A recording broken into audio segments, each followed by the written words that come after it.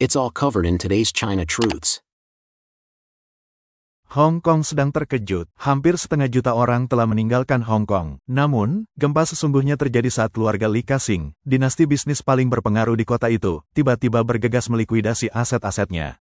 Hari ini, kita akan menyelami dua kisah eksplosif yang mengguncang tidak hanya Hong Kong, tetapi juga cengkeraman kekuasaan Beijing. Kedua kisah ini mengungkap keretakan di dalam rezim komunis China, dan keduanya saling berkaitan erat.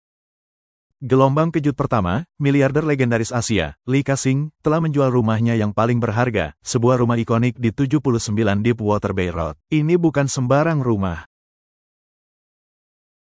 Para master Feng Shui pernah menyebutnya tanah kemakmuran. Lee sendiri bersumpah tidak akan pernah menjualnya. Ia membeli properti itu pada tahun 1963 sebagai hadiah pernikahan untuk mendiang istrinya, dan properti itu menjadi saksi kebangkitannya dari seorang produsen plastik sederhana menjadi salah satu orang terkaya di dunia. Namun kini, di usia 97 tahun, Lee melepaskannya. Terdaftar dengan harga 23% di bawah harga pasar. Bagi banyak orang, ini adalah sinyal pamungkas. Keluarga Lee memutuskan hubungan dengan Hong Kong. Laporan dari Taiwan mengungkapkan bahwa perusahaan-perusahaan Lee, CK Asset Holdings dan CK Hutcherson Holdings, menjual hampir 400 apartemen di Greater Bay Area. Beberapa di antaranya dijual dengan harga serendah 400.000 yen, memicu hiruk-pikuk pembelian. Bas-bas yang penuh dengan warga Hong Kong bergegas ke Huizhou, Zhongshan, Guangzhou, dan Dongguan. Di Huizhou saja, 300 unit terjual dalam satu hari. Sementara itu, bahkan properti mewah seperti Hai Villa di Dongguan harganya dipangkas menjadi harga murah. Para analis mengatakan bahwa strategi obral ini adalah ciri khas Lee Ka-shing, memanfaatkan penurunan dan celah pasar untuk mendapatkan uang pada saat yang paling tepat. Dan sekali lagi, ini berhasil. Namun bagi warga Hong Kong, penjualan rumah ini memiliki makna simbolis yang lebih dalam. Deepwater Bay bukan hanya sebuah kawasan. Itu adalah lingkaran dalam parat Taipan Hong Kong. Tetangga Lee termasuk Raja Kasino Stanley Ho, raksasa perkapalan Pao Sui Kong, dan miliarder Robert Kwok. Namun, villa milik Lee menempati tempat yang paling didambakan. Gunung di belakang, laut di depan, formula Feng Shui yang sempurna. Setelah pindah ke sana, kekayaan Lee meroket.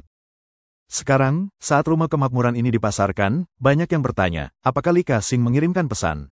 Apakah era para Taipan Hong Kong telah berakhir? Dan jika orang terkaya saja menarik diri, apa yang akan terjadi selanjutnya bagi Hong Kong? Pada tahun 1996, segalanya berubah bagi Lee Ka-shing. Putra sulungnya, Victor Lee, diculik oleh salah satu gangster paling ditakuti di Hong Kong, Cheng Se-keng, yang dikenal sebagai Big Spender. Bertindak sendirian, Cheng mengikatkan bahan peledak ke tubuhnya dan menuntut tebusan yang tak terbayangkan, $2 miliar Hong Kong. Lee Ka-shing, yang tetap tenang di bawah tekanan, mengejutkan semua orang dengan jawabannya. Saya hanya punya uang tunai $1 miliar Hong Kong, tapi saya bisa ke bank untuk sisanya. Bahkan Cheng sendiri tertegun oleh ketenangan Lee dan bertanya mengapa ia tidak takut. Lee menjawab dengan dingin, karena saya salah. Kami menjadi terlalu terkenal di Hong Kong tanpa perlindungan. Setiap pagi saya berkendara sendirian ke New Territories pada pukul 5 pagi. Jika ada mobil yang mengepung saya bahkan tidak akan tahu. Saya harus memikirkan kembali semuanya. Cheng akhirnya mengumpulkan tebusan lebih dari $1 miliar Hong Kong dan melepaskan Victor. 2 tahun kemudian, ia ditangkap di daratan China dan dieksekusi. Tetapi penculikan itu selamanya mengubah Lee Ka-shing. Sejak hari itu, keamanan menjadi obsesinya. Pada tahun 2006, ia menghabiskan $200 juta untuk membangun kembali rumahnya menjadi benteng. Kaca anti peluru di setiap jendela, kamera tersembunyi di seluruh properti, ruang aman, panic room, di setiap lantai dengan pintu baja dan dinding yang diperkuat, pagar listrik yang mengelilingi kompleks. Rumahnya menjadi salah satu tempat teraman di Hong Kong.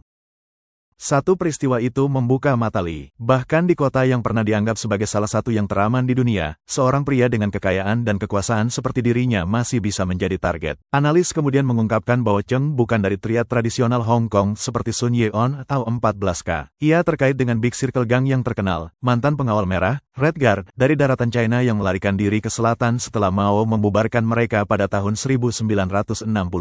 Terlatih dalam kekerasan dan kejahatan, mereka membangun reputasi yang jauh lebih brutal daripada geng-geng lama Hong Kong. Penculikan Victor Lee bukan hanya kejahatan. Itu adalah titik balik yang mengguncang keluarga terkaya di Hong Kong dan mengungkap dunia bawah tanah kota yang gelap. Meskipun triad Hong Kong jarang menggunakan kekerasan ekstrim, Big Circle Gang cukup terkenal untuk menjadi target utama penegak hukum.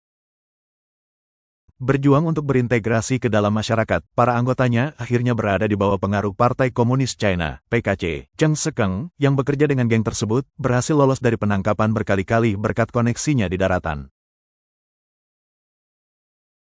Rumor beredar setelah penculikan profil tinggi yang dilakukan oleh Cheng Shekeng terhadap Victor Li, putra Li Ka-shing, dan Walter Kwok dari keluarga Kwok.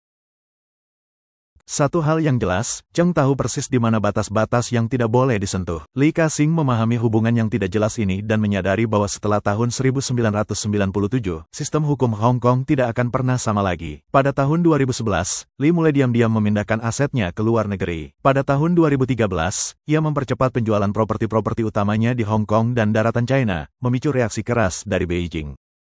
Media pemerintah China menerbitkan berita utama seperti, "Jangan biarkan Li Ka-shing kabur." Tetapi Li tidak berhenti. Ia menjual pusat perbelanjaan, pelabuhan, utilitas, dan berinvestasi besar-besaran di Inggris, Kanada, dan Singapura. Erosi kebebasan Hong Kong mengarah pada gerakan payung 2014 dan protes 2019 yang berujung pada diberlakukannya Undang-Undang Keamanan Nasional oleh Beijing. Li melihat tanda-tanda yang jelas. Pada tahun 2022, ia menjual saham di sebuah perusahaan aset seharga 21 miliar dolar Hong Kong, dan pada tahun 2023, ia melepas Hong Kong Electric seharga 20 miliar dolar Hong Kong lagi. Titik puncaknya terjadi di terusan Panama. Li berusaha menjual operasi pelabuhannya kepada sebuah perusahaan Amerika yang sejalan dengan kepentingan AS, tetapi PKC memblokir kesepakatan itu, tidak mau menyerahkan wilayah strategis. Namun, AS menjelaskan bahwa China tidak akan mengendalikan terusan Panama.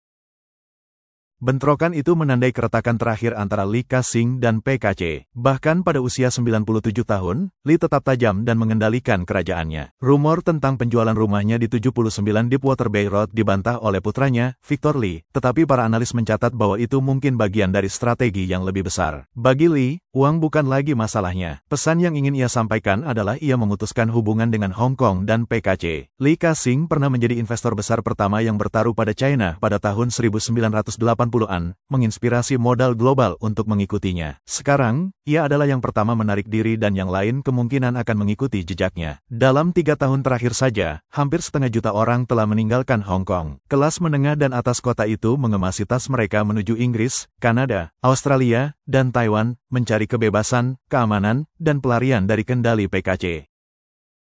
Gelombang kejut kedua datang dari Parlemen Hong Kong, sebuah pemerintahan di pengasingan yang dibentuk oleh para aktivis pro-demokrasi. Pada tanggal 25, Biro Keamanan Hong Kong mengeluarkan surat perintah penangkapan untuk 19 anggota, termasuk 9 penyelenggara dan 10 anggota parlemen terpilih, masing-masing dengan hadiah 1 juta dolar Hong Kong atau dolar AS. Mereka dituduh melakukan subversi, pemisahan diri, dan kolusi di bawah Undang-Undang Keamanan Nasional. Langkah ini memicu kecaman internasional. AS, Inggris, Kanada, dan Australia mengecam surat perintah tersebut sebagai represi transnasional, pelanggaran kedaulatan, dan hukum internasional. Anggota parlemen seperti Marco Rubio memperingatkan bahwa tindakan keras Beijing melanggar janjinya tahun 1997 tentang otonomi. Kanada dan Inggris bahkan menangguhkan kerjasama ekstradisi. Ironisnya, tindakan keras ini justru memberikan lebih banyak perhatian global kepada parlemen Hong Kong. Para pemimpin seperti Yuan Kong-yah dan Dr. Fung Chung-ying mengatakan misi mereka adalah menyusun konstitusi dan bersiap untuk Hong Kong yang demokratis jika rezim PKC goyah. Mereka berpendapat bahwa setiap surat perintah penangkapan memperkuat legitimasi mereka dan memicu simpati internasional. Bagi banyak orang, pertempuran ini menyoroti kenyataan pahit. Pemerintah Hong Kong telah sepenuhnya menjadi perpanjangan tangan lokal dari PKC, mengandalkan ketakutan dan penindasan. Sementara itu, Parlemen Hong Kong memposisikan dirinya sebagai pemerintah di pengasingan, siap untuk memulihkan ketertiban jika terjadi perubahan.